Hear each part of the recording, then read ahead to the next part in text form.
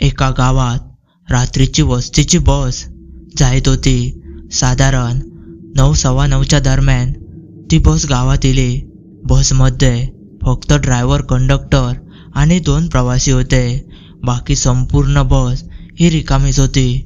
ती बस पुढे जायतच होती, पण ड्रायव्हराक एक मुलगी समोरून हात दाखवता आणि बस थांबवता असा काय दिसला.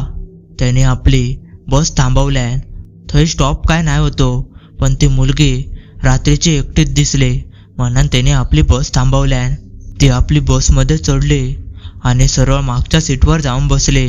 तसा 1-2 मिनिटांत कंडक्टर काका त्या मुलीची आपले तिकीट काढण्यासाठी गेले, पण त्यांका जा काय दृश्य दिसला ता बघून त्यांच्या तर पायाखालची जमीनच सरकली.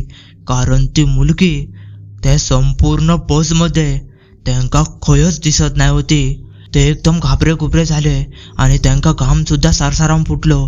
ते आपले धावत धावत बसच्या ड्रायव्हरकडे इले आणि ड्रायव्हराक तो संपूर्ण प्रकार सांगाक लागले.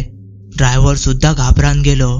काही वेळानंतर ड्रायव्हराक त्या बसच्या आरशात असं काय दृश्य दिसला ता बघून तो संपूर्णपणे हादरानच गेलो. कारण त्या बसच्या मागे तीच मुलगी धावत येत होती आणि बसच्या वेगा इतकी ती धावा होती. या सगळं भयंकर दृश्य बघून दोघवले संपूर्ण हादरले.